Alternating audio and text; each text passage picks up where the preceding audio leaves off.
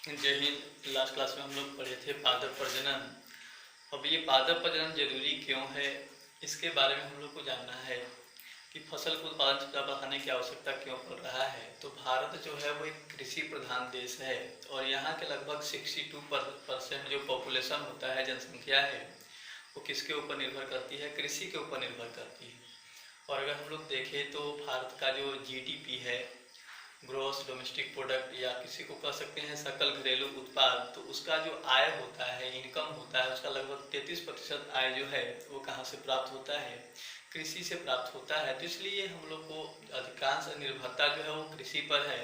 तो उसके निर्भरता को हम लोग कैसे बढ़ा सकते हैं, कम कर सकते हैं? तो वो हम लोग अत्यधिक से अधिक उत्पादन के द्वारा कर सकते हैं। और उसके लिए हम लोग को फसल के किस्मों में पादप प्रजनन द्वारा क्या करना होगा? सुधार करना होगा। तो उसी को आज हम लोग को समझना है।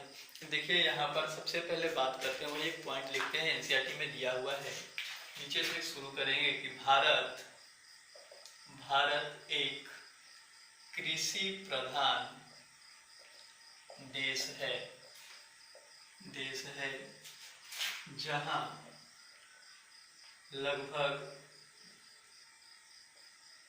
62% आबादी कृषि पर निर्भर है तथा भारत के जीडीपी, ध्यान रखिएगा किताब में डीजीपी लिख दिया है, वो गलती लिखा है, हिंदी मीडियम वाला बुक जो है उसमें उसको सुधार लेना है। ये जीडीपी होता है, जीडीपी का मतलब होता है सकल घरेलू उत्पाद। भारत का जो कुल जीडीपी है उसका, भारत के जीडीपी का 33% आय कहाँ से प्राप्त होता है? कृषि से प्राप्त होता है। यहाँ पर दो चीज़ है, एक तो बहुत बड़ी जनसंख्या जो है, इंडिया की पॉपुलेशन लगभग 62%, वो किसके ऊपर निर्भर कर रहा है? कृषि के ऊपर निर्भर कर रहा है। और दूसरा कारण है कि भारत का जो इनकम होता है वो उसका लगभग 33% जो इनकम है वो कहाँ से प्राप्त होता है? कृषि से प्राप्त होता है। तो इन दोनों कारणों से क्या करना पड़ेगा? कृषि के उत्पादन क्षमता को बढ़ाना होगा। उत्पादन क्षमता को बढ़ाने के लिए ये होगा कि हम लोग अपने देश में गेहूँ का, धान का, गन्ना का, या जो भी फसल हैं उनके नए नए किस्मों को क्या करें, यहाँ पर अपनाएं। और ऐसे किस्मों को अपनाएं जिनका उत्पादन क्षमता, रोग प्रतिरोधी क्षमता और जो कई प्रकार की गुणवत्ता वाली क्षमता होती है वो क्या हो? अधिक हो। तो उसी को लेकर के आज हम लोग को पढ़ना है। सबसे पहले हम लोग देखते हैं कि ये कैसे। तो सबसे पहले बात करते हैं, लगभग 1960 के दशक में एक साइंटिस्ट थे, उनका नाम है एन बार्लॉग। उन्होंने क्या किया था कि गेहूं के अर्धबामन प्रजाति, अर्धबामन कहने का मतलब छोटे साइज वाला, बौने साइज वाले किस्म का प्रजाति का क्या किया था? विकास किया था। और उस गेहूं के किस्म को क्या किया गया था? भारत में भी इंट्रोड्यूस किया गया था, भारत के क्षेत्र में भी उगाया गया था। लेकिन यहाँ पर उसका जो परिणाम है वो संतोषजनक नहीं रहा। तो फिर बाद में भारतीय एक वैज्ञानिक है, इंडियन एग्रीकल्चर रिसर्च इंस्टीट्यूट के दिल्ली में जो है, वहाँ के वैज्ञानिक, इनका नाम था MS स्वामीनाथन। उन्होंने क्या किया था कि उस वेराइटी को उसमें चेंज किया था म्यूटेशन ब्रीडिंग के द्वारा, और उससे सरबती सोनारा और कई प्रकार के जो किस्म होते हैं, सोनालिका है, कल्याण सोना है, ऐसे किस्मों का विकास किया, जिससे भारत में जो फसल उत्पादन है उसमें कई गुना क्या हो गया? वृद्धि हो गया। और जब फसल पादप प्रजनन द्वारा क्या किया जाता है? फसल के गुणवत्ता में सुधार करके उत्पादन क्षमता को बढ़ाया जाता है, तो उसको हम लोग क्या बोलते हैं? ग्रीन रिवोल्यूशन कहते हैं। तो अगर हम लोग वर्ल्ड में ग्रीन रिवोल्यूशन की बात करें तो उसके जो फादर हैं वो कौन है? डॉक्टर एन बार्लॉग है। और अगर भारतीय ग्रीन रिवोल्यूशन के फादर की बात करें तो MS स्वामीनाथन है। ठीक है, तो इसके बारे में भी हम लोग देखते हैं। तो सर्वप्रथम क्या हुआ था, नीचे पॉइंट वाइज करके लेते चलेंगे। एन बार्लॉग मैक्सिकन वैज्ञानिक, लिख सकते हैं मैक्सिकन वैज्ञानिक डॉक्टर एन बार्लॉग ने गेहूं के अर्धबामन का मतलब होता है सेमी ड्वार्फ वैरायटी, छोटा साइज का बौना प्रजाति, अर्धबामन प्रजाति जैसे लिख देते हैं, एनसीईआरटी में नहीं दिया हुआ है, ध्यान रखना। जैसे लेरमा 64, लेरमा को 64 और सोनारा एवं सोनारा 64 को विकसित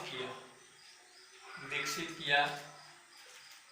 अब इन्होंने ये गेहूं का सेमी एडवांस वैरायटी विकसित किया, और तो इनसे जहाँ पर ये विकसित हुआ था वहाँ पर इसका उत्पादन काफ़ी बढ़िया रहा। इसीलिए इनको डॉक्टर एन बार्लोग जो थे उनको 1970 में क्या किया गया, शांति के लिए नोबेल पुरस्कार भी दिया गया था 1970 ईस्वी में। अब ये जो विकसित हुआ है इसी फसल को, वहाँ का उत्पादन क्षमता काफ़ी अधिक हो गया था। इसको क्या किया गया, पुनः भारत में ला करके जब किया गया तो इसका उत्पादन क्षमता भारत के कंडीशन के अनुसार ये नहीं ढला, और यहाँ पर उत्पादन क्षमता इसका संतोषजनक नहीं रहा। तो इसमें हम आगे लिख सकते हैं, जिसे भारत में भी उगाया गया,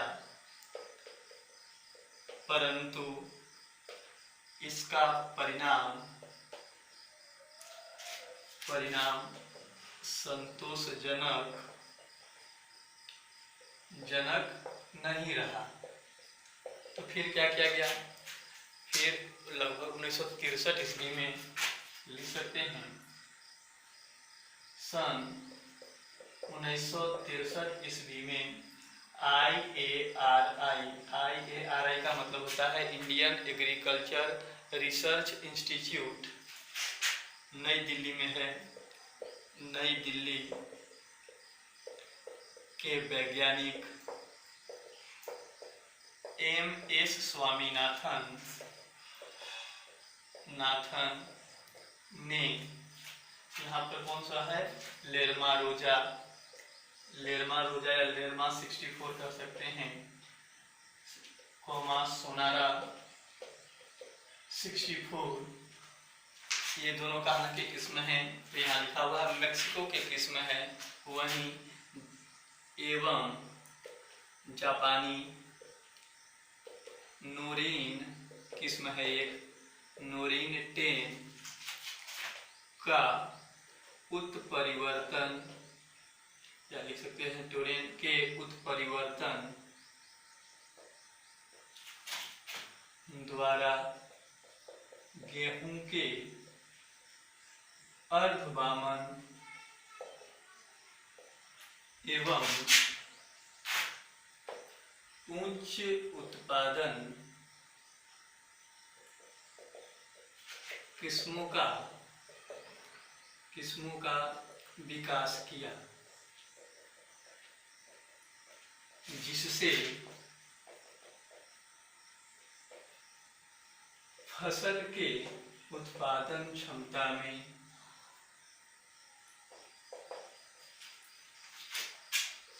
में कई गुना वृद्धि हुई।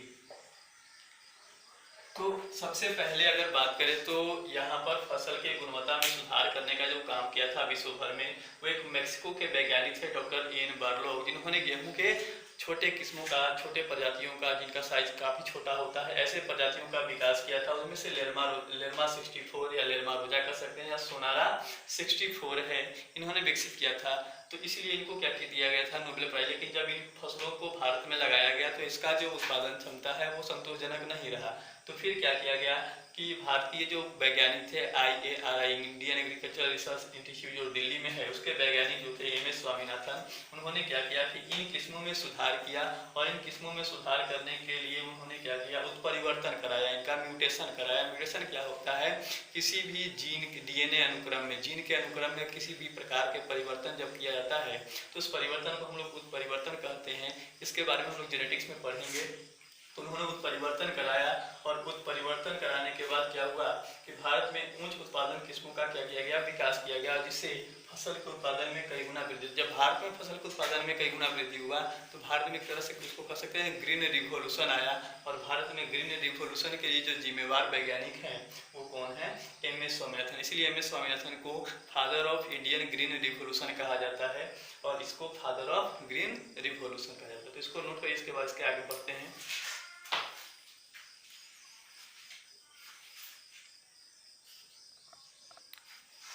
तो देखिए इन्होंने क्या क्या कराया था, परम्यूटेशन कैसे कराया था।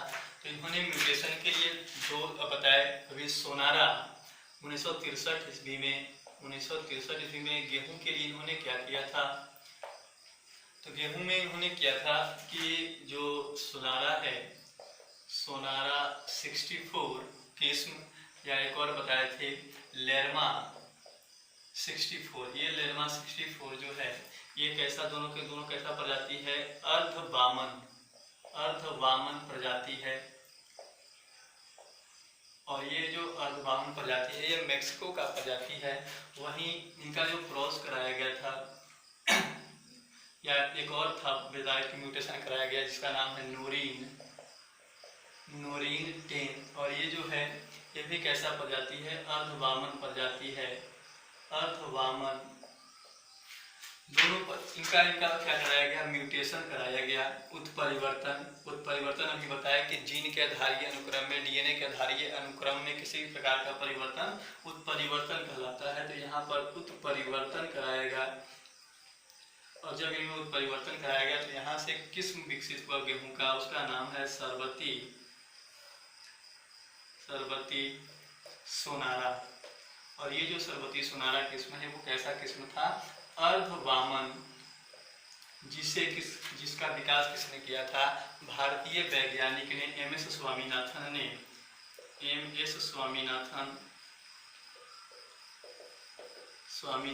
ने किया था। ये कहाँ के वैज्ञानिक हैं, IARI नई दिल्ली लिखा है, नई दिल्ली के वैज्ञानिक। इसके समान ही कुछ और किस्मों का विकास किया गया 1963 ईस्वी में। उनमें से है सोनालिका जो NCERT में दिया हुआ है। इनके अलावा गेहूं के अन्य किस्म जैसे सोनालिका एवं कल्याण सोना का विकास किया गया। तो सोनालिका एवं कल्याण सोना का विकास किया गया। ये जो सोनालिका और कल्याण सोना है ये अर्धवामन क्या कर सकते हैं, उच्च उत्पादन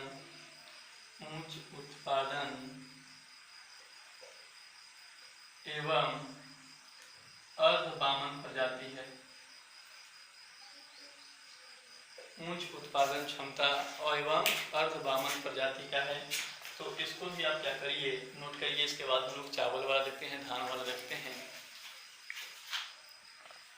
इसमें थोड़ा सा करेक्ट कर लेना है। ये उच्च उत्पादन के साथ साथ कैसा था, रोग प्रतिरोधी था, डिजीज रेसिस्टेंट किस्म था। ये जो सोनालिका और कल्याण सोना है इसी के बारे में एग्जाम में आता है बार बार। बिहार बोर्ड में पूछता है कि इनमें से कौन गेहूं का किस्म है, ठीक है। तो इसको आप नोट कर लीजिए। अब हम लोग को चावल की किस्म देखना है। धान की किस्म का विकास कैसे किया गया था उसको समझने के लिए देखिए, सन लिख सकते हैं, सन 1966 ईस्वी में, सन 1966 ईस्वी में क्या किया गया था, फिलीपींस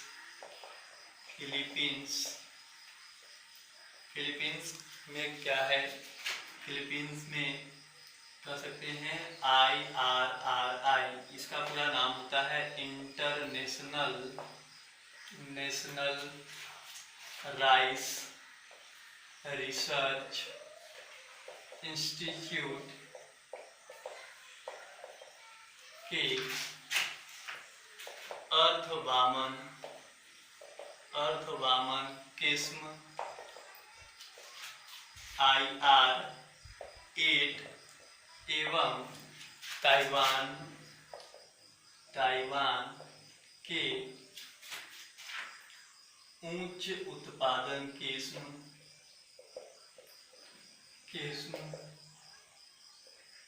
हाईचुंग थाई या ताइचुंग भी कह सकते हैं, ताइचुंग नेटिव 1 के संकरण से जया एवं रत्ना जैसे धान के किस्मों का विकास किया गया। इससे क्या होता है, यहाँ पर 1966 में क्या किया गया था, तो जो फिलीपींस है, फिलीपींस के एक किस्म है अर्धबामन किस्म, वो IR8 था, उसका क्रॉस कहाँ से किसी के साथ कराया गया, ताइचुंग 1। ये जो है वो ताइवान का किस्म है, ये अर्धबामन किस्म है, अर्धबामन सेमी ड्वार्फ वैरायटी, और ये जो है वो उच्च उत्पादन किस्म है। और दोनों के क्रॉस से जया एवं रत्ना जैसे धान के किस्म का विकास किया गया। जया और रत्ना जिनका विकास किया गया, इनमें दोनों के गुण जो थे, ये अर्धबामन प्रजाति भी था और उच्च उत्पादन प्रजाति भी था। तो यहाँ से क्वेश्चन ये आया हुआ है कि थाइचुंग 1 किसका किस्म है, तो थाइचुंग 1 जो है वो धान का किस्म है। ये थोड़ा सा एनसीईआरटी में देख लीजिएगा कि ताइचुंग है या थाइचुंग है, इसमें कंफ्यूजन है थोड़ा सा। तो ये थाइचुंग 1 जो है ये ताइवान का किस्म है और ये धान का एक किस्म है। यही क्वेश्चन आया था आपके बिहार बोर्ड में। और इनके और IR8 के क्रॉस से क्या तैयार किया गया, जया और रत्ना। तो एग्जाम में जो आपको क्वेश्चन पूछा गेहूं के किस्म से पूछा कि इनमें से कौन गेहूं का किस्म है, उसमें आपको बताया, हम आपको लेरमा रोजा बताया, लेरमा 64 बताया, सोनारा 64 बताया, ये सब के सब गेहूं के किस्म हैं। सोनालिका है, कल्याण सोना है, सरबती सोनारा है, ये सब के सब कैसे किस्म है, गेहूं के किस्म हैं। वहीं अगर IR8 की बात करें, थाइचुंग 1 की बात करें, जया और रत्ना की बात करें, तो ये सब के सब क्या हैं, धान के उच्च उत्पादन वाले किस्म हैं। कोई अर्थ तो यह पूछता है कि धान के उच्च उत्पादन किस्म को लिखें, नाम लिखें, गेहूं के उच्च उत्पादन वाले किस्मों के नाम लिखें, इस तरह के क्वेश्चन आता है। तो इसको भी आप क्या कर लीजिए, नोट कर लीजिए।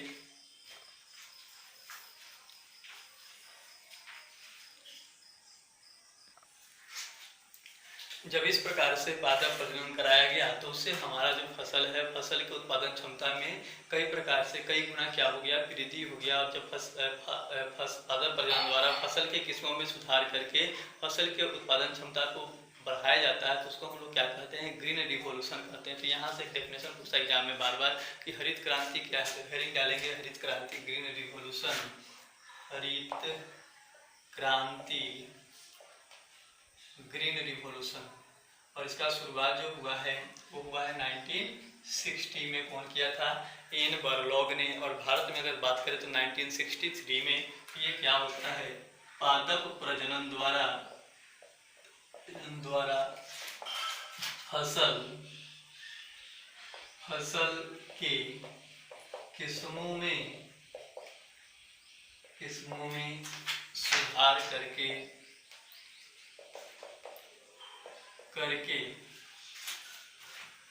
उत्पादन क्षमता में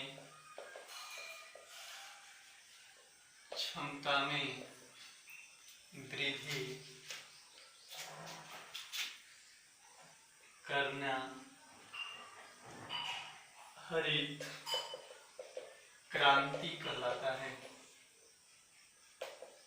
हरित क्रांति कहलाता है। और इसका रिजल्ट क्या हुआ, जब पादप प्रजनन से फसल की किस्मों में सुधार करके उत्पादन क्षमता को बढ़ाया गया तो इसका रिजल्ट जो हुआ, इसमें रिजल्ट लिख सकते हैं जैसे करके कि सन 1960 से 2000 ईस्वी तक 2000 तक गेहूं का उत्पादन 11 मिलियन टन से बढ़कर 75 मिलियन टन एवं धान का उत्पादन 35 मिलियन टन से बढ़कर 89.5 मिलियन टन हो गया। तो यहाँ पर कह रहा है हरित क्रांति क्या है, तो हरित क्रांति है पादप प्रजनन द्वारा फसल के किस्मों में, वैरायटी में क्या करते हैं हम लोग, सुधार करते हैं, जिससे उत्पादन क्षमता में क्या होती है, वृद्धि करते हैं। और अगर फसल के किस्मों में सुधार करके उसके उत्पादन क्षमता में वृद्धि हो रही है तो उसको हम लोग बोलेंगे ग्रीन रिवॉल्यूशन।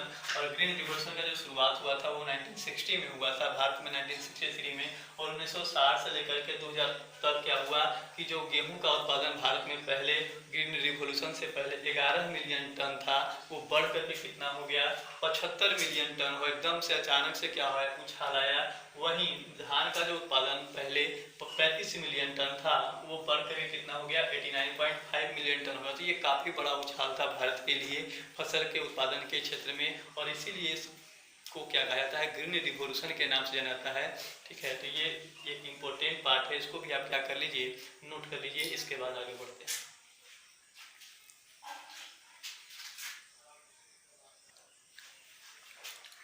तो अभी तक हम लोग पढ़ रहे थे ग्रीन रिवॉल्यूशन क्या होता है, ग्रीन रिवॉल्यूशन से किस प्रकार से उत्पादन क्षमता में उछाल आया, और ग्रीन रिवॉल्यूशन का शुरुआत कहाँ से हुआ, कौन कौन वैज्ञानिक जो थे वो किस प्रकार से धान और गेहूं जो है उसके नए नए किस्मों का विकास किया। इसके बाद हम लोग को पढ़ना है गन्ना के बारे में, कि भारत में गन्ना जो है वो भी एक इम्पोर्टेंट कृषि संसाधन है जिस पर बहुत सारे लोग आश्रित होते हैं। तो ये जो गन्ना होता है, भारत में दो तरह की गन्ना की खेती की जाता है। दक्षिण भारत में एक गन्ना का नाम है कि सैकरम, जो ऑफिसिनेरम है, उसका खेती किया जाता है। जबकि नॉर्थ इंडिया है, वहाँ उत्तर भारत जो है, वहाँ पर जैसे हम लोग उत्तर भारत में आते हैं तो यहाँ पर जो खेती की जाती है वो गन्ना का जो होता है वो सैकरम बारबरी होता है। लेकिन दोनों में काफ़ी फर्क है। जो उत्तर भारत में उगाया जाने वाला जो गन्ना का किस्म होता है, इसका जो डंठल होता है, तना होता है, वो काफ़ी पतला होता है, और इसमें शुगर, चीनी या शर्करा का जो मात्रा होता है वो काफ़ी कम होता है। जबकि अगर हम लोग दक्षिण भारत के गन्ना की बात करें तो वहाँ पर जो उगाया जाने वाला किस्म जो है सैकरम ऑफिसिनेरम, इसका जो तना का मोटाई होता है वो काफ़ी होता है, और उसमें शुगर कंटेंट भी क्या होता है, काफ़ी अधिक होता है। तो देखिए नेक्स्ट रीडिंग डालेंगे हम लोग गन्ना। गन्ना भारत में गन्ना के दो मुख्य रूप से दो किस्म पाए जाते हैं। बहुत सारे होंगे लेकिन अकॉर्डिंग टू एनसीईआरटी हम लोग को इतना याद रखना है, दो किस्म पाए जाते हैं। अगर हम लोग उत्तर भारत में बात करें, उत्तर भारत में, तो उत्तर भारत में जो गन्ना की खेती किया जाता है उसका नाम है सैकरम बारबरी। और अगर हम लोग दक्षिण भारत में बात करें तो उसका नाम है सैकरम ऑफिसिनेरम। Saccharum officinarum. अब यहाँ पर सैकरम बारबरी और इसका खासियत क्या है, तो सैकरम बारबरी जो होता है इसका तना पतला एवं इसमें शर्करा की मात्रा कम होती है, कम होती है। जबकि अगर हम लोग देखें दक्षिण भारत में उगाया जाने वाला सैकरम ऑफिसिनेरम है, इसका तना मोटा एवं इसमें शर्करा की मात्रा अधिक होती है, अधिक होती है। शर्करा की मात्रा क्या होती है, अधिक होती है। तो ये है एक से समझ। इसके बाद ज्वार के बारे में भी दिया हुआ है किताब में, लेकिन वो ज़्यादा इम्पोर्टेंट नहीं है, इसको आप क्या करिए, नोट कर लीजिए। नाम याद कर रखना कि कौन उत्तर भारत में लगाया जाता है, तो उत्तर भारत में सैकरम बारबरी और दक्षिण भारत में सैकरम ऑफिसिनेरम। इसका तना मोटा होता है और इसमें शर्करा की मात्रा अधिक होती है, जबकि इसमें इसका तना जो है वो पतला होता है और इसमें शर्करा की मात्रा क्या होती है, कम होती है। तो इसको नोट करिए।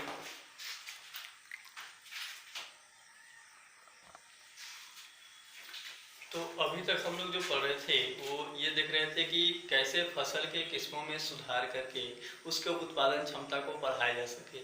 सिर्फ किस्मों में सुधार करके उत्पादन क्षमता को नहीं बढ़ाया जा सकता है। क्यों?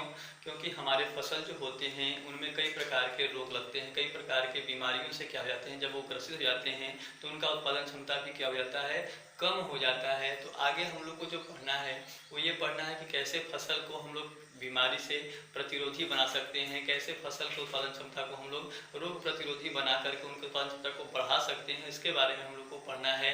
तो आज के लिए इतना ही, इसके बाद अगले क्लास में हम लोग नेक्स्ट देखेंगे। धन्यवाद।